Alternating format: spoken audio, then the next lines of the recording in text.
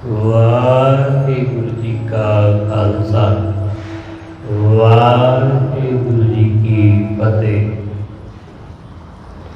ਪਰਮ ਸਨਮਾਨਯੋਗ ਸਤਿਗੁਰਾਂ ਦੇ ਹਜ਼ੂਰ ਜੁੜ ਬੈਠੇ ਰੱਬ ਰੂਪ ਗੁਰਮੁਖ ਸਤਸੰਗੀ ਜਨ, ਸਤਿਗੁਰਾਂ ਦੀ ਬਖਸ਼ਿਸ਼ ਮਹਿਰਾਮਤ ਦਾ ਸਦਕਾ ਗੁਰੂ ਦਰ ਤੇ ਜੁੜਨ ਦਾ ਸੁਭਾਗ ਸਮਾਂ ਨਸੀਬ ਹੋਇਆ। ਸਤਿਗੁਰੂ ਜੀ ਦੀ ਇਲਾਹੀ ਅੰਮ੍ਰਿਤਮਈ ਬਾਣੀ ਦਾ ਕੀਰਤਨ ਗੁਰੂ ਕੇ ਪਿਆਰੇ ਕੀਰਤਨੀਆਂ ਪਾਸੋਂ ਆਪ ਜੀ ਨੇ ਸਰਵਣ ਕੀਤਾ। ਗੁਰੂ ਦਰ ਤੇ ਜੁੜ ਕੇ ਗੁਰੂ ਦੀ ਬਾਣੀ ਦੁਆਰਾ ਵਾਹਿਗੁਰੂ ਨਾਲ ਜੁੜਨ ਦਾ ਨਿਮਾਣਾ ਜਿਹਾ ਯਤਨ ਕਰ ਰਹੇ ਹਾਂ। ਸਤਿਗੁਰੂ ਗੁਰੂ ਅਰਜਨ ਦੇਵ ਮਹਾਰਾਜ ਸਾਨੂੰ ਸੋਝੀ ਦਿੰਦਿਆਂ ਹੋਇਆਂ ਅੱਜ ਦੇ ਇਸ ਪਾਵਨ ਬਚਨ ਅੰਦਰ ਉਪਦੇਸ਼ ਬਖਸ਼ਦੇ ਨੇ। ਸਤਿਗੁਰੂ ਕਹਿੰਦੇ, ਹੇ ਮੇਰੇ ਮਨ, ਉਸ ਵਾਹਿਗੁਰੂ ਨੂੰ ਸਿਮਰ, ਉਸ ਪਰਮੇਸ਼ਰ ਦਾ ਨਾਮ ਧਿਆਨ ਜਿਹੜਾ ਹਰ ਥਾਂ ਸਹਾਈ ਹੋਣ ਵਾਲਾ ਹੈ, ਜਿਹੜਾ ਲੋਕ ਪਰਲੋਕ ਵਿੱਚ ਹਰ ਜਗ੍ਹਾ ਸਹਾਈ ਹੁੰਦਾ ਹੈ। ਉਸ ਨੂੰ ਹਮੇਸ਼ਾ ਆਪਣੇ ਮਨ ਵਿੱਚ ਵਸਾ। ਉਹ ਕਦੇ ਵਿਸਰੇ ਨਾ, ਉਹ ਕਦੇ ਭੁੱਲੇ ਨਾ। ਸਤਿਗੁਰੂ ਕਹਿੰਦੇ, ਮੇਰੇ ਮਨ ਧਿਆਏ ਹਰ ਹਰ ਨਾਮ, ਹਲਤ ਪਲਤ ਸਹਾਏ ਸੰਗੇ ਏਕ ਸਿਉ ਲਿਵ ਲਾਓ। ਉਹ ਵਾਹਿਗੁਰੂ ਸਾਡੇ ਹਲਤ ਪਲਤ ਹਮੇਸ਼ਾ ਲੋਕ ਪਰਲੋਕ ਸਾਡਾ ਸਹਾਈ ਹੁੰਦਾ ਹੈ। ਸਤਿਗੁਰੂ ਕਹਿੰਦੇ, ਉਹ ਹਰ ਵੇਲੇ ਸੰਗ ਸਹਾਈ ਹੈ। ਸਾਡੇ ਸੰਗ, ਸਾਡੇ ਨਾਲ, ਅਸੀਂ ਜਿੱਥੇ ਵੀ ਹਾਂ, ਅਸੀਂ ਉਸ ਨੂੰ ਚੇਤੇ ਕਰਦੇ ਹੋਈਏ ਜਾਂ ਨਾ ਕਰਦੇ ਹੋਈਏ, ਉਹ ਸਾਡੇ ਨਾਲ ਹਰ ਵੇਲੇ ਮੌਜੂਦ ਹੀ ਹੈ। ਸਾਨੂੰ ਉਹਦੀ ਮੌਜੂਦਗੀ ਦਾ ਅਹਿਸਾਸ ਹੋਵੇ ਜਾਂ ਨਾ ਹੋਵੇ, ਪਰ ਉਹ ਹਰ ਵੇਲੇ ਸਾਡੇ ਸੰਗ ਹੈ। ਇਸ ਲਈ ਸਤਿਗੁਰੂ ਕਹਿੰਦੇ, ਉਹ ਹਰ ਜਗ੍ਹਾ ਸਹਾਈ ਹੁੰਦਾ ਹੈ। ਗੁਰੂ ਰਾਮਦਾਸ ਮਹਾਰਾਜ ਕਹਿੰਦੇ ਨੇ, ਜਿੱਥੈ ਹਰ ਆਰਾਧੀਐ ਤਿੱਥੈ ਹਰ ਮਿੱਤ ਸਹਾਈ। ਜਿੱਥੇ ਵੀ ਉਸ ਨੂੰ ਆਰਾਧੀਏ, ਉਹ ਵਾਹਿਗੁਰੂ ਐਸਾ ਮਿੱਤ ਹੈ ਕਿ ਹਰ ਥਾਂ ਸਹਾਈ ਹੁੰਦਾ ਹੈ। ਉਹ ਉੱਥੇ ਹੀ ਹਾਜ਼ਰ ਹੋ ਜਾਂਦਾ ਜਿੱਥੇ ਅਸੀਂ ਉਸ ਨੂੰ ਸਿਮਰਦੇ ਹਾਂ। ਇਸ ਕਰਕੇ ਸਤਿਗੁਰੂ ਕਹਿੰਦੇ, ਹਮੇਸ਼ਾ ਉਸ ਨੂੰ ਸਿਮਰ, ਹਮੇਸ਼ਾ ਉਸ ਨੂੰ ਧਿਆਨ, ਜਿਹੜਾ ਹਮੇਸ਼ਾ ਸਹਾਈ ਹੋਣ ਵਾਲਾ ਹੈ। ਜਦੋਂ ਸਹਾਈ ਹੋਣ ਦੀ ਗੱਲ ਆਉਂਦੀ ਕਿ ਵਾਹਿਗੁਰੂ ਸਾਡਾ ਸਹਾਈ ਹੁੰਦਾ ਹੈ, ਤਾਂ ਇਸ ਗੱਲ ਦਾ ਮਤਲਬ ਅਸੀਂ ਆਪਣੇ ਹਿਸਾਬ ਨਾਲ ਲੈਂਦੇ ਹਾਂ। ਅਸੀਂ ਸੋਚਦੇ ਹਾਂ ਕਿ ਕੋਈ ਚਮਤਕਾਰ ਹੋ ਜਾਵੇਗਾ, ਕੋਈ ਕੌਤਕ ਵਾਪਰੇਗਾ। ਐਸਾ ਕੌਤਕ ਜਿਹੜਾ ਪ੍ਰਹਿਲਾਦ ਨਾਲ ਕਦੇ ਵਾਪਰਿਆ ਸੀ ਕਿ ਪ੍ਰਹਿਲਾਦ ਤੇ ਮੁਸੀਬਤ ਪਈ ਤੇ ਰੱਬ ਉਹਦੇ ਸਾਹਮਣੇ ਆ ਕੇ ਖੜੋ ਗਿਆ। ਅਸੀਂ ਵੀ ਕੁਝ ਐਸੀ ਹੀ ਕਲਪਨਾ ਕਰਦੇ ਹਾਂ, ਕੁਝ ਐਸੀ ਐਕਸਪੈਕਟੇਸ਼ਨ ਰੱਖਦੇ ਹਾਂ ਕਿ ਇਸ ਤਰ੍ਹਾਂ ਸਾਡੇ ਨਾਲ ਵਾਪਰੇ ਕਿ ਪ੍ਰਹਿਲਾਦ ਅੱਗ ਵਿੱਚ ਵੀ ਨਹੀਂ ਸੜਿਆ, ਪਾਣੀ ਵਿੱਚ ਵੀ ਨਹੀਂ ਡੁੱਬਿਆ, ਤਪਦੇ ਹੋਏ ਥੰਮ ਨਾਲ ਵੀ ਉਹਦਾ ਅੰਗ ਪੈਰ ਸੜਿਆ ਨਹੀਂ। ਅਸੀਂ ਚਾਹੁੰਦੇ ਹਾਂ ਕੁਝ ਐਸਾ ਚਮਤਕਾਰ ਸਾਡੇ ਨਾਲ ਵੀ ਵਾਪਰੇ ਕਿ ਸਾਡੇ 'ਤੇ ਮੁਸੀਬਤ ਆ ਵੀ ਜਾਵੇ ਤੇ ਇਸ ਤਰ੍ਹਾਂ ਸਾਡਾ ਬਾਲ ਵਿੰਗਾ ਨਾ ਹੋਵੇ। ਅਸੀਂ ਇਵੇਂ ਸਮਝਦੇ ਹਾਂ, ਪਰ ਗੁਰਮਤਿ ਦਾ ਨਜ਼ਰੀਆ ਇਸ ਤੋਂ ਕਿਤਾਂ ਉੱਤੇ ਹੈ, ਇਸ ਤੋਂ ਕਿਤੇ ਉੱਤੇ।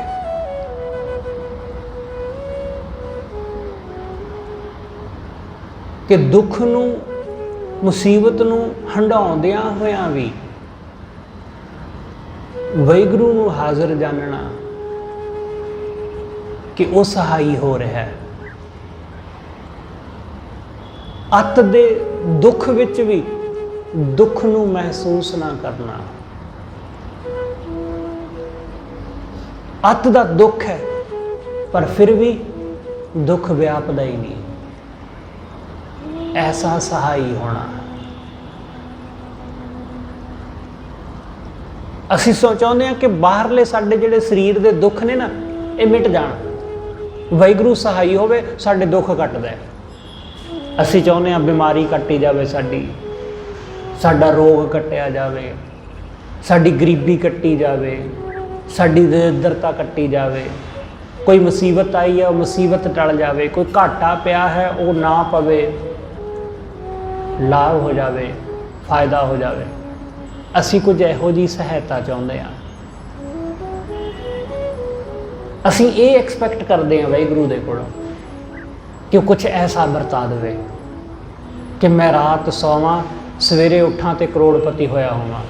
ਅਸੀਂ ਕੁਛ ਇਹੋ ਜਿਹਾ ਚਮਤਕਾਰ ਚਾਹੁੰਦੇ ਹਾਂ। ਪਰ ਚਮਤਕਾਰ ਇਹ ਨਹੀਂ, ਕਰਾਮਾਤ ਇਹ ਨਹੀਂ।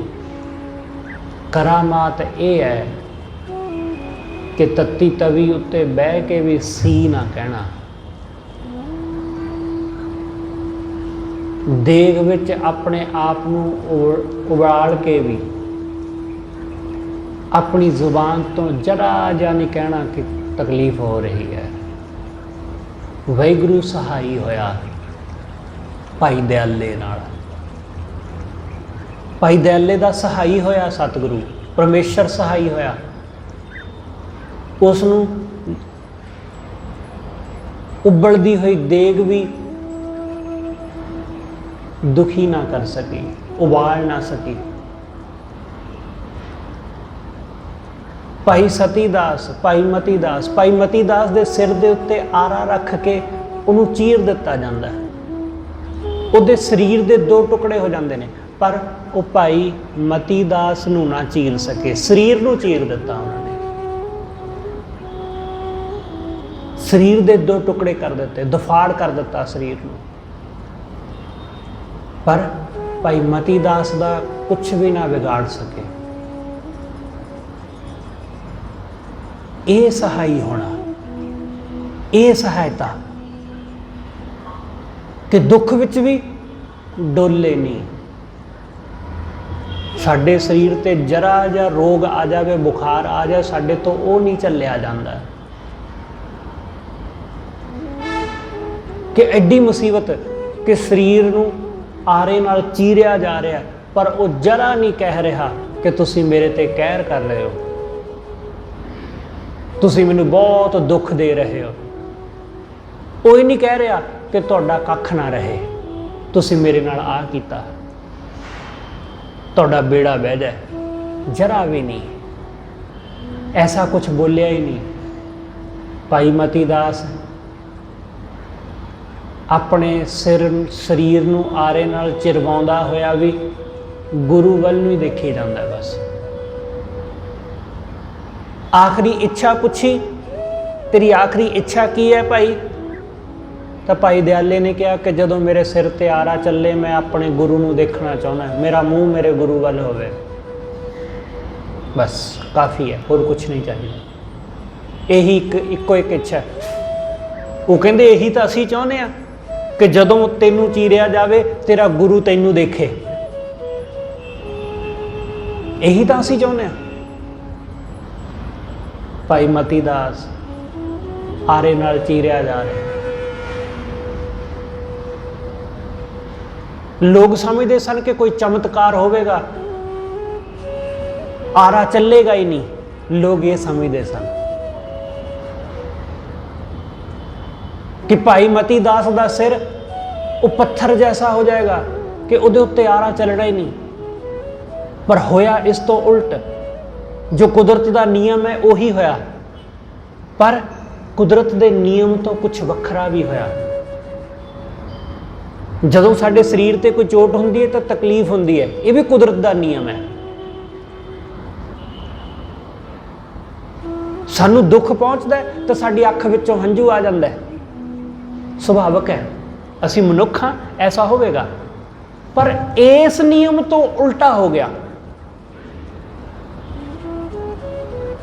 ਕਿ ਦੁੱਖ ਬਹੁਤ ਹੋਇਆ ਸਰੀਰ ਨੂੰ, ਪਰ ਭਾਈ ਮਤੀ ਦਾਸ ਦੇ ਚਿਹਰੇ ਤੋਂ ਇੰਜ ਲੱਗਦਾ ਸੀ ਜਿਵੇਂ ਕੁਝ ਹੋਇਆ ਹੀ ਨਾ ਹੋਵੇ, ਜਿਵੇਂ ਕੁਝ ਵਾਪਰਿਆ ਹੀ ਨਹੀਂ।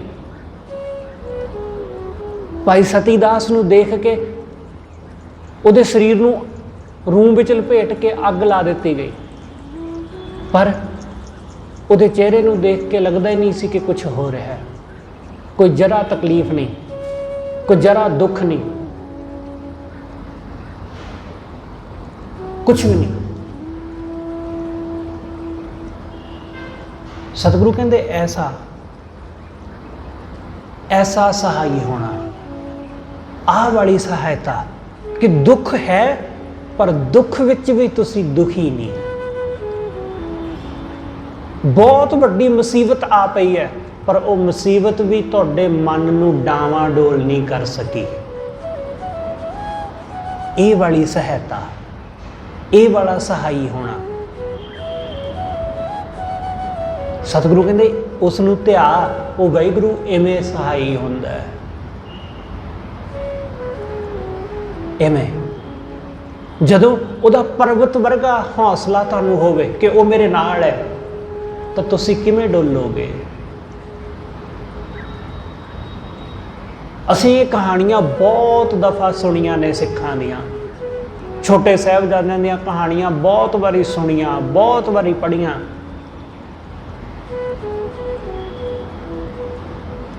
ਪਰ ਗੁਰੂ ਕਿਵੇਂ ਸਹਾਈ ਹੋਇਆ? ਗੁਰੂ ਸਹਾਈ ਹੋਇਆ ਕਿ ਲਾਲਚਾਂ ਦੇ ਬਾਵਜੂਦ ਵੀ ਕੋਈ ਡੋਲਿਆ ਨਹੀਂ। ਲੱਖਾਂ ਲਾਲਚ ਦੇਣ ਦੇ ਬਾਵਜੂਦ ਵੀ ਕੋਈ ਸਿੱਖ ਨਹੀਂ ਡੋਲਿਆ। ਛੋਟੇ ਬੱਚੇ ਉਹ ਡੋਲੇ ਨਹੀਂ, ਬਹੁਤ ਵਾਰਾਂ ਕਹਿਣ ਦੇ ਬਾਵਜੂਦ ਵੀ, ਡਰਾਵੇ ਦੇਣ ਦੇ ਬਾਵਜੂਦ ਵੀ। ਇਹ ਵਾਲੀ ਸਹਾਇਤਾ, ਇਸ ਸਹਾਇਤਾ ਦੀ ਮੰਗ ਕਰਨਾ। ਇਹ ਨਹੀਂ ਕਿ ਮੈਨੂੰ ਘਾਟਾ ਨਾ ਪਵੇ, ਮੇਰਾ ਦੁੱਖ ਕੱਟਿਆ ਜਾਏ, ਇਹ ਤਾਂ ਮਾਮੂਲੀ ਚੀਜ਼ਾਂ ਨੇ, ਇਹ ਤਾਂ ਮਾਮੂਲੀ। ਸਾਡੇ ਜੀਵਨ ਦੇ ਵਿੱਚ ਜਰਾ ਜਿਹਾ ਦੁੱਖ, ਜਰਾ ਜਿਹਾ ਸੁੱਖ ਆਉਂਦਾ, ਅਸੀਂ ਉੱਥੇ ਡੋਲ ਜਾਂਦੇ ਹਾਂ। ਦੁੱਖ ਤੇ ਵੀ ਲੋਕ ਡੋਲ ਜਾਂਦੇ ਨੇ, ਸੁੱਖ ਤੇ ਵੀ ਲੋਕ ਡੋਲ ਜਾਂਦੇ ਨੇ। ਕੁਛ ਮਿਲੇ ਤਾਂ ਵੀ ਡੋਲ ਜਾਂਦੇ ਨੇ, ਕੁਛ ਨਾ ਮਿਲੇ ਤਾਂ ਵੀ ਡੋਲ ਜਾਂਦੇ ਨੇ। ਇਸ ਲਈ ਉਹਦੀ ਸਹਾਇਤਾ ਇਸ ਤਰ੍ਹਾਂ ਦੀ ਹੈ ਕਿ ਤੁਸੀਂ ਕਿਸੇ ਵੀ ਤਰ੍ਹਾਂ ਡੋਲਦੇ ਨਹੀਂ।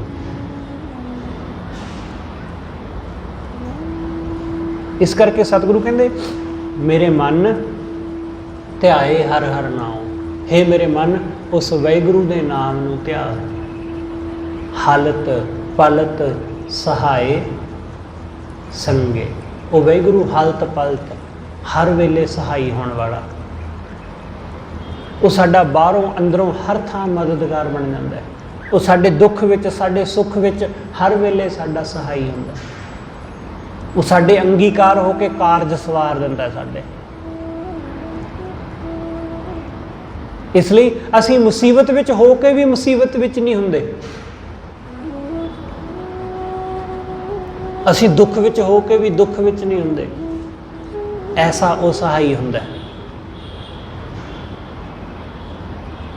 ਜਦੋਂ ਆਨੰਦਪੁਰ ਸਾਹਿਬ ਨੂੰ ਬਹੁਤ ਲੰਬਾ ਸਮਾਂ ਤੱਕ ਘੇਰਾ ਪਿਆ ਰਿਹਾ, 7-8 ਮਹੀਨੇ ਘੇਰਾ ਪਿਆ ਰਿਹਾ, ਤਾਂ ਕੁਝ ਸਿੱਖਾਂ ਨੇ ਗੁਰੂ ਸਾਹਿਬ ਨੂੰ ਕਿਹਾ ਕਿ ਸਤਿਗੁਰੂ ਜੀ, ਬੜੀ ਮੁਸੀਬਤ ਬਣ ਗਈ ਹੈ ਸਾਡੇ ਵਾਸਤੇ, ਸਾਡੇ ਲਈ ਬੜੀ ਦਿੱਕਤ ਬਣ ਗਈ ਹੈ, ਕਿਉਂਕਿ ਖਾਣ ਪੀਣ ਦੀਆਂ ਚੀਜ਼ਾਂ ਮੁੱਕ ਗਈਆਂ, ਪਾਣੀ ਦੀ ਵੀ ਦਿੱਕਤ ਆਉਣ ਲੱਗ ਪਈ ਹੈ, ਸਾਨੂੰ ਇਹ ਕਿਲ੍ਹਾ ਛੱਡ ਕੇ ਜਾਣਾ ਚਾਹੀਦਾ ਹੈ। ਤਾਂ ਗੁਰੂ ਗੋਬਿੰਦ ਸਿੰਘ ਸਾਹਿਬ ਮਹਾਰਾਜ ਉਹਨਾਂ ਵੱਲ ਵੇਖ ਕੇ ਜਰਾ ਵੀ ਨਹੀਂ ਸੀ ਜਾਪਦਾ ਕਿ ਜਿਵੇਂ ਕੋਈ ਤਕਲੀਫ ਹੋਵੇ। ਭੁੱਖ ਦੇ ਬਾਵਜੂਦ ਵੀ ਕੋਈ ਚਿਹਰੇ ਦੇ ਉੱਤੇ ਕਿਸੇ ਤਰ੍ਹਾਂ ਦਾ ਕੋਈ ਉਲਾਮਾ, ਕਿਸੇ ਤਰ੍ਹਾਂ ਦਾ ਕੋਈ ਸ਼ਿਕਵਾ। ਬੜੀਆਂ ਮੁਸੀਬਤਾਂ ਨੇ, ਆਲੇ ਦੁਆਲਿਓਂ ਸਾਰੇ ਪਾਸਿਓਂ ਵੈਰੀਆਂ ਨੇ ਘੇਰਿਆ ਹੋਇਆ, ਪਰ ਚਿਹਰੇ ਉੱਤੇ ਜਰਾ ਵੀ ਸ਼ਿਕਨ ਨਹੀਂ ਹੈ। कि असी रब का नाम लैण वाले, लोगों को रब का नाम का उपदेश देण वाले, साडे ते मुसीबत आ पई। असी लोग अक्सर ऐसा कह बैठते हैं कि मैं तो रोज़ गुरुद्वारे जाना, मैं तो रोज़ सिमरन करना, मेरे ते फिर भी मुसीबत आ गई, मैनू फिर दुख आ गया। इस तो वड्डा दुख तो नहीं सानू हो सकता ना कि 8 महीने सानू घर तो बाहर ही ना निकलण दिता गया होवे, कि असी घरों बाहर ही नहीं जा सकते। ऐसा तो कदे साडे ते आया ही नहीं। लॉकडाउन में सानू कुछ समा घर रहना पै गया तो साडी हालत मरिया समान हो गई। असी किवें चोरी चोरी घरों निकलने की कोशिश कर रहे थे कि निकल चलीए, जद कि अपना ही घर सी, किसी बेगाने का नहीं सी, किसी होर दे घर विच कैद नहीं सी, अपने घर विच ही सा। जद कि उहदे विचों सवेरे शाम लोग निकल के सैर भी कर लेंदे सन, इधरों उधरों दुकानों तो जाके राशन ग्रोसरी भी ले आउंदे सन, चीज़ां घर आ जांदियां सन, होम डिलीवरी हो जाती सी। पर फिर भी सानू तकलीफ सी, फिर भी सानू दुख सी। तुसी उस समय की कल्पना करके वेखो कि 8 महीने तुहानू घर तो बाहर ही ना निकलण दिता गया, तुहानू घर विच कोई चीज़ नहीं मिल रही, ना बच्चों वास्ते कुछ, ना तुहाडे खाण वास्ते कुछ, जो कोई सी मुक गया। ऐसी सिचुएशन तो साडे ते कदे आई ही नहीं। ऐसी सिचुएशन में साडी हालत की हुंदी जदों महीना 1.5-2 महीने सानू घर बंद रहना पिया, तो उस वक्त जो साडे ते मुसीबत बनी, असी 8-9 महीने किवें रह पांदे। पर उस वक्त दे उन्हां सिखां नूं वेखो कि बिल्कुल सब कुछ सह लिया हस के, पर कोई गिला, कोई शिकवा, कोई दुख नहीं। गुरु साहब के चेहरे तो बिल्कुल भी नहीं जापदा कि किसी तरह का कोई विघन पिया होवे, किसी तरह की कोई मुसीबत आई होवे। पेट की भुख चेहरे तो नहीं नज़र आती। साडे चेहरे तो दिस पैंदा है कि बंदा भुखा है, रात की रोटी ना खाधी होवे ना तो असीं पुछ लैंदे की गल राती रोटी नहीं खाधी। साडे चेहरिਆਂ तो पता लग जाता है। जरा जी कोई तकलीफ होवे साडे चेहरे दस दिंदे ने, साडियां अखां दस दिंदियां कि कोई दिक्कत है। पर गुरु गोबिंद सिंह साहब महाराज, उन्हां दे चेहरे तो किसी तरह का दुख नहीं झलकदा, उन्हां दी अखां तो किसी तरह की कोई मुसीबत नहीं, किसी तरह का कोई दुख नहीं दिखाई दिंदा। सतगुरु कहंदे इस ढंग नाल परमेश्वर सहाई हुंदा है। वाहिगुरू इवें सहाई हुंदा है कि मुसीबत विच भी हो तुसीं तां भी कोई मुसीबत नहीं है। आले दुआले घेरा पिया होया पर फिर भी तुसीं आज़ाद, फिर भी आज़ाद। सतगुरु कहंदे हालत पलत सहाय संगे। वाहिगुरू हमेशा सहाई, एक स्यों लिव लाओ, इसलिए उस एक नाल लिव लाओ। जिन्हां ने उस एक वाहिगुरू नाल लिव लाई उन्होंने कदे कोई मुसीबत नहीं पैंदी, उन्होंने कदे कोई दुख नहीं व्यापदा। दुख होने के बावजूद भी दुख नहीं हुंदा, इसलिए उस एक नाल लिव लाओ। उस वाहिगुरू नाल जुड़ोगे तो सब दुखों तो मुक्त हो जाओगे। असी दुखों तो मुक्त होना चाहते हैं, पर असी चाहते हैं कि सुख मिलना, दुखों तो मुक्त होइए तो सुख मिले। तो ये साडा सारियां दा अनुभव है कि दुख तो बाद जो सुख आउंदा है तो सुख तो बाद फिर दुख आउंदा है। साडा सब दा यही तो अनुभव है, यही कुछ तो साडे जीवन में चलदा है।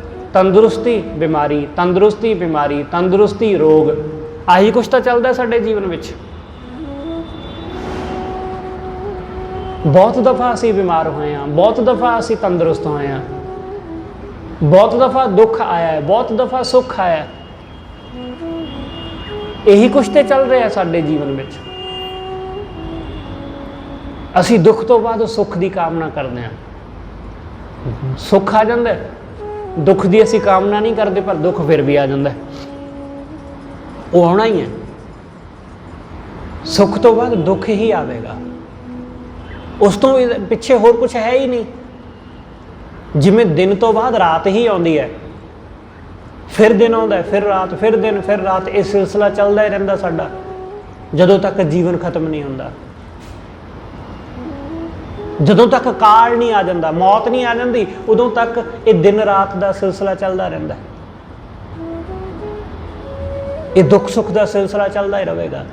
इसलिए इस दुख ते सुख तो मुक्ति का इक्को एक ढंग है, वो है वाहिगुरू नाल लिव ला लेनी, उहदे नाल जुड़ जाना। सतगुरु कहते जिन्हां दी लिव लगी परमेश्वर नाल, जिन्हां दा मन जुड़िया वाहिगुरू नाल, उन्हां नूं सुख ही सुख हासिल होया। उन्हां दे सारे विघन, उन्हां दे सारे दुख, सारे कलेश कट्टे गए। इसलिए जे असी भी चाहुंदे हां कि साडे सारे विघन, सारियां मुसीबतां, सारे कलेश कट्टे जाण, तां फिर उस वाहिगुरू नाल जुड़ीए। सतगुरु कहते मेरे मन ध्याए हर हर नाम, वाहिगुरू दे नाम नूं ध्या, जियो मन तन प्राण प्रभ के, दिए सब रस भोग। सतगुरु कहते ये जिंद, ये मन, ये तन, ये प्राण, सारा कुछ वाहिगुरू दा दिता होया, परमेश्वर दा दिता है। साडा ये साडी ये जिंद ते साडे इस शरीर दी आ जिहड़ी होंद है, ये जिंद करके तां है। साडे शरीर दी होंद साडे प्राणा करके, प्राण चल रहे ने तो शरीर तुरिया फिरदा है। साहां दा आउणा खत्म होया तो शरीर खत्म। जिवें ही साहां दा खत्म हुंदा है, साहां दा हिसाब किताब मुकदा है, उवें ही साडे शरीर विचों जिंद निकल जाती। ये साडे वस विच है ही नहीं। असी साह अपने वस विच नहीं कर सकते, रोक नहीं सकते। कोई आदमी अपना साह नहीं रोक सकता। कोई 1 मिनट रोक लेगा, ज़्यादा तो ज़्यादा बंदा 1 मिनट रोक सकता है। जिहड़ा कोई ज़्यादा प्रैक्टिस कर लवे 3 मिनट, 3 मिनट ज़्यादा तो ज़्यादा अज तक के रिकॉर्ड विच बंदे ने 9 मिनट तक अपना साह रोकिया। 9 या 13 बस, इस तो वध के कोई आदमी अपना साह नहीं रोक पाता। वो भी बहुत ज़्यादा प्रैक्टिस तो बाद, बहुत ज़्यादा अभ्यास तो बाद, कई सालों के अभ्यास तो बाद 9 मिनट या 13 मिनट तक लोग अपना साह रोक सके। वो भी कोई 1-2 आदमी, सब नहीं। ये साडे वस विच नहीं है, क्योंकि रोकांगे तो साडी मौत है, असी खत्म हो जावांगे। इसलिए प्राण साडे वस विच नहीं है। ये अपने आप चलते रहते हैं। असी सुते हैं तां भी चलते हैं, असी जागते हैं तां भी चलते हैं, असी खाना खाते हैं तां भी चल रहे हैं, असी विहले बैठे हैं तां भी चल रहे हैं। साडे वस विच नहीं है। इसलिए सतगुरु कहते ये सारा कुछ वाहिगुरू का दिता है। जियो मन तन प्राण, जिंद साडा ये मन, साडा ये तन, साडा मन भी साडे वस नहीं है। असी मन नूं पैदा नहीं करते, ना ही साडा मारिया मन मरदा है। असी अपनी मर्जी नाल नहीं इस नूं पैदा कर पाते। ये अपनी मर्जी नाल ही जन्मदा है, अपने आप ही जन्मदा है साडे शरीर दे अंदर। ये तन भी ऐसा ही है, तन दे विच भी बहुत कुछ ऐसा जिहड़ा साडी मर्जी नाल नहीं हुंदा। इसलिए सतगुरु कहते सब कुछ तो उस वाहिगुरू दा है। दिए सब रस भोग, सारे रस जो भी असी भोग रहे हैं, जो भी चीज़ां जिन्हां दा असी आनंद मान रहे हैं, खाण पीण पहनण दियां सब चीज़ां साडियां की ने, साडियां कुछ भी नहीं, सब परमात्मा ने दित्तियां होईयां। दीन बंदप जी दाता, दीना बंदप, दीना दी निमाणियां निताणियां दी मदद करने वाला। वाहिगुरू हमेशा दीना दा सहाई है। दीना दा मतलब कि जिहड़ा मन करके दीन हो गया, जिहड़ा हिरदे तो दीन हो गया। देखण नूं तां वैसे इस संसार दे विच बहुत सारे लोग दीन दरिद्र ने, बड़े दीन ने, बड़े गरीब ने, निमाणे निताणे बहुत सारे लोग ने, पर की रब सब दा सहाई हुंदा देखिया कदे? रब उन्हां दा सहाई हुंदा जिहड़े मन करके दीन हो जांदे ने। मन करके तो लोग हंकारी ने, मन करके।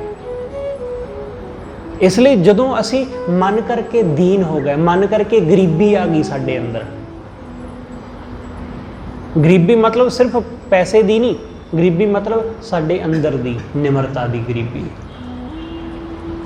ਜਦੋਂ ਸਾਨੂੰ ਇਸ ਗੱਲ ਦਾ ਅਹਿਸਾਸ ਹੋ ਜਾਂਦਾ ਹੈ ਕਿ ਇਹ ਜਿਹੜਾ ਪੈਸਾ ਹੈ ਇਹ ਤਾਂ ਸਿਰਫ ਬਾਹਰ ਦਾ ਹੈ, ਅੰਦਰੋਂ ਤਾਂ ਅਸੀਂ ਗਰੀਬ ਹੀ ਹਾਂ, ਅੰਦਰੋਂ ਤਾਂ ਸਾਡੇ ਕੋਲ ਕੋਈ ਦੌਲਤ ਹੈ ਹੀ ਨਹੀਂ ਜਿਹੜੀ ਸਾਡੇ ਨਾਲ ਜਾ ਸਕੇ। ਇਸ ਲਈ ਹਰ ਬੰਦਾ ਇਸ ਦੁਨੀਆ ਤੇ ਗਰੀਬ ਹੈ। ਜਿਹਨੂੰ ਆਪਣੀ ਗਰੀਬੀ ਦਾ ਅਹਿਸਾਸ ਹੋ ਗਿਆ ਕਿ ਮੇਰੇ ਕੋਲ ਕੁਛ ਵੀ ਨਹੀਂ, ਮੈਂ ਤਾਂ ਦੀਨ ਦਰਿੱਦਰ, ਮੈਂ ਤਾਂ ਖਾਲੀ ਤੁਰ ਜਾਵਾਂਗਾ ਇਸ ਦੁਨੀਆ ਤੋਂ। ਸਤਿਗੁਰੂ ਕਹਿੰਦੇ ਉਹ ਆਦਮੀ, ਉਹਦਾ ਵਾਹਿਗੁਰੂ ਸਹਾਈ ਹੁੰਦਾ ਹੈ, ਉਹਨੂੰ ਨਾਮ ਦੀ ਦੌਲਤ, ਨਾਮ ਦੀ ਸ਼ੌਹਰਤ ਬਖਸ਼ ਦਿੰਦਾ ਹੈ। ਦੀਨ ਬੰਧਪ ਜੀ ਦਾਤਾ, ਜੀ ਦਾਤਾ ਜੀ ਦੇਣ ਵਾਲਾ, ਜੀਵਨ ਦੇਣ ਵਾਲਾ, ਉਹ ਵਾਹਿਗੁਰੂ ਜੀਵਨ ਦੇਣ ਵਾਲਾ ਹੈ। ਜੀਵਨ ਵੀ ਸਾਡੇ ਵੱਸ ਵਿੱਚ ਨਹੀਂ ਹੈ, ਅਸੀਂ ਕਿਸੇ ਨੂੰ ਜੀਵਨ ਨਹੀਂ ਦਿੰਦੇ। ਜੇ ਸਾਡੇ ਮਨ ਵਿੱਚ ਇਹ ਭੁਲੇਖਾ ਹੈ ਕਿ ਅਸੀਂ ਆਪਣੇ ਧੀਆਂ ਪੁੱਤਾਂ ਨੂੰ ਜੀਵਨ ਦਿੱਤਾ ਹੈ, ਨਹੀਂ, ਅਸੀਂ ਉਹਨਾਂ ਨੂੰ ਵੀ ਜੀਵਨ ਨਹੀਂ ਦਿੱਤਾ, ਉਹਨਾਂ ਨੂੰ ਵੀ ਜੀਵਨ ਵਾਹਿਗੁਰੂ ਨੇ ਬਖਸ਼ਿਆ।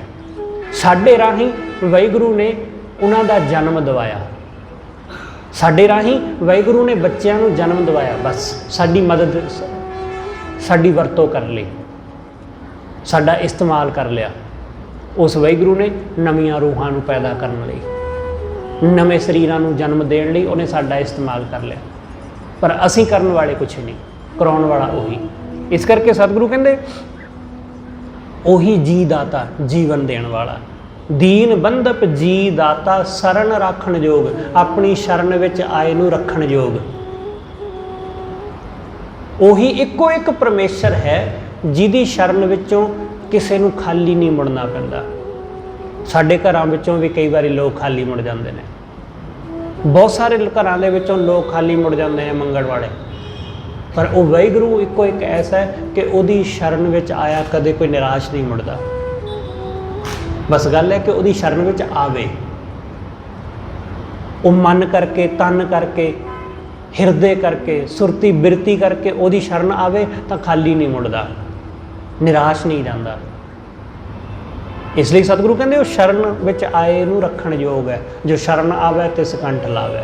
ਇਹ ਉਹਦਾ ਸੁਭਾਅ ਹੈ ਕਿ ਜਿਹੜਾ ਉਹਦੀ ਸ਼ਰਨ ਆਉਂਦਾ ਉਹਨੂੰ ਆਪਣੇ ਗਲ ਲਾ ਲੈਂਦਾ।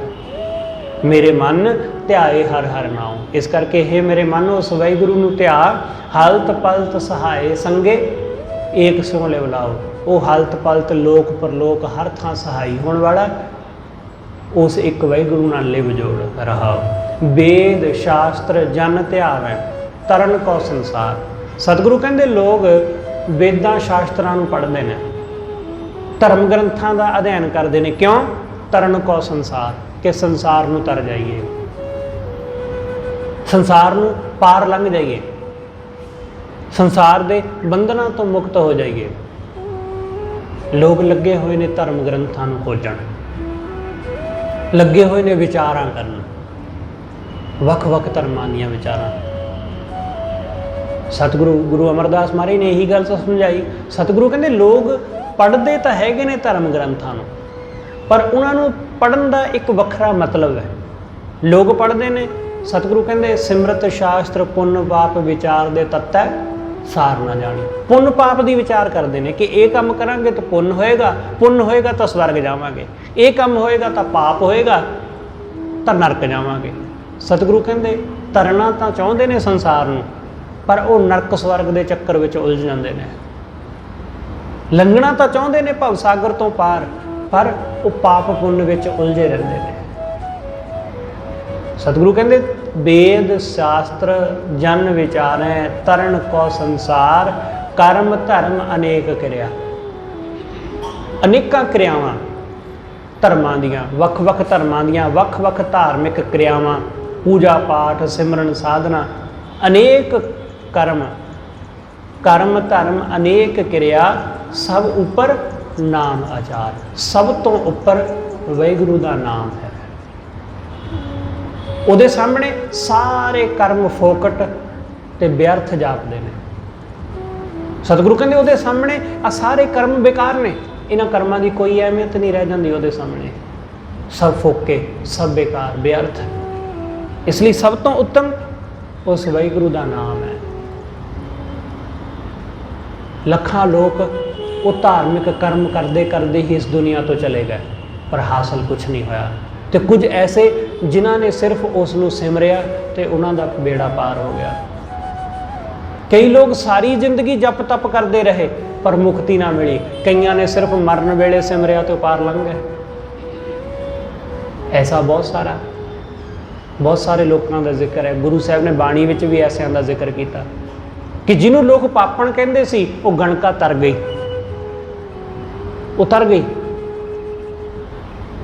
तो जिहड़े कहते सन कि असी सारी जिंदगी रब का नाम जपिया वो रह गए। सतगुरु कहते एक निमुख जिन्हों ने उस वाहिगुरु के नाम को हिरदे विच वसाया वो पार लंघ गया, क्योंकि वाहिगुरु सब धर्म कर्मां तो उपर है। वाहिगुरु का नाम कर्म धर्म अनेक क्रिया सब ऊपर नाम अचार, काम क्रोध अहंकार बिनसै मिले सतगुरदेव। जदों सतगुरु मिल पैंदा, जदों गुरु नाल मेल हुंदा तदों सतगुरु कहंदे सारे काम क्रोध हंकार ये मिट जाते हैं। गुरु दे मिलण नाल जदों साडा गुरु दे नाल मेल हुंदा, शरीर करके साडा मेल हो गया, शरीर करके असी गुरु नाल मिल गए जदों अमृत छक लिया, शरीर करके गुरु नाल मिल पे जदों असी गुरु दे दर आके बह गए, सुरत करके जदों शब्द का मेल हुंदा, जदों साडी सुरत विच गुरु दे शब्द का वासा हुंदा तदों सतगुरु कहंदे फिर मन दे अंदरों काम क्रोध बिनसदे ने। जदों साडा सरीरक तौर पर गुरु नाल मेल हुंदा तां साडे बाहरी तौर पर बाहरी तन ते पवित्रता आउंदी है। साडे हत्थ पैर साफ हो जाते हैं, असीं इशनान करके हत्थ पैर धो के गुरु दे दर पहुँचते हैं, पवित्र होंदे हैं हत्थ पैर करके। पर जिस दिन सुरत करके साडा गुरु दे शब्द नाल संबंध जुड़दा है उस दिन साडा मन पवित्र हो जाता है, उस दिन साडी अंतरात्मा पवित्र हो जाती है। असीं काम क्रोध तो मुक्त हो जाते हैं, अहंकार तो मुक्त हो जाते हैं। सतगुरु कहते काम क्रोध अहंकार बिनसै मिले सतगुरदेव। जदों सतगुरु देव मिल गया, जदों गुरु मिलिया, नाम दृढ़ कर भगत हर की। वाहिगुरु का नाम अपने हिरदे विच दृढ़ करके, दृढ़ करना मतलब पक्का करना, अपने हिरदे विच पक्का कर वाहिगुरु का नाम, फिर ओदी भगती कर। नाम दृढ़ कर भगत हर की भली प्रभ की सेव। सतगुरु कहते वाहिगुरु की सेवा ही सब तो भली है, ओदी सेवा कर, यही सब तो भला कर्म है। इस कर्म वर्गा भला कर्म होर कोई भी नहीं है। चरण शरण दयाल तेरी तू निमाने मान। हे सच्चे पातशाह मैं तेरी चरण शरण विच आया, मैं तेरे चरणों विच आ डिगा, तू ही मेरा निमाणे दा मान है। साडा मान कुछ भी नहीं तेरे तो बिना। असी माया दे करके मान हासिल करी बैठे हैं। जिस दिन माया गई उस दिन मान भी चलिया जाना नाल। रुतबे अहुदे करके मान है, जिस दिन अहुदा गया कुर्सी खोली गई साडे कोलों, जां असी कुर्सी तो लथ गए जां रिटायर हो गए, ये मान भी सब चलिया जाना नाल। इसलिए तू ही साडा मान है तेरे करके। सतगुरु कहते जां तू तां मैं मान किया है, तुद बिन केहा मेरा मानो। तेरे तो बिना काहदा साडा मान, इसलिए तू ही है। तेरी चरण शरण दयाल तेरी तू निमाणे मान, जी प्राण आधार तेरा नानक का प्रभतान। हे सच्चे पातशाह तू ही साडे प्राणा दा आसरा, तू ही साडी जिंद दा आसरा, सिर्फ ते सिर्फ तेरा ही सानू बल है। नानक का प्रभतान, तान मतलब बल, तेरा ही बल है। तेरे तो बिना सानू होर किसी का कोई बल, होर किसी का कोई सहारा नहीं है। मेरे अंदर जे कोई बल है ताकत है तो तेरी है, मेरी आप दी नहीं। मैं जो बोलदा वा तो वह तेरे बल करके बोलदा वा, जे मैं सुनदा वा तो तेरे बल करके सुनदा वा, मैं तुरदा फिरदा वा तो तेरे बल करके। ये सब कुछ तेरा बल है। तू मैनू अहुदा बख्शिया, इस अहुदे की कोई ताकत है तो वह ताकत तेरी बख्शी हुई है। मेरा रूप मेरी सुंदरता ये सब तेरा बल है, ये सब तेरी दात है, सब कुछ तेरा। जी प्राण आधार तेरा नानक का प्रभतान। मेरा दास दा सतगुरु कहते यही इक्को एक आसरा है, तेरे तो बिना मेरा कोई बल कोई तान नहीं है। सतगुरु रहमत करे साडा सब दा तान साडा सब दा बल वो वाहिगुरू होवे। असीं जो माया दे बल जो चीज़ां दे आसरे बलबूते ते बैठे हाँ वो चीज़ां तां बिनस जाणियां। वाहिगुरू दा ही इक्को एक बल साडा सहाई होने वाला है। होइयां भुल्लां लिखे मां सतगुरु जी अते आप सरबत संगत बख्शण जोग भुल्लां ना चितारदे होए आखो जी वाहिगुरू जी का खालसा वाहिगुरू जी की फतेह।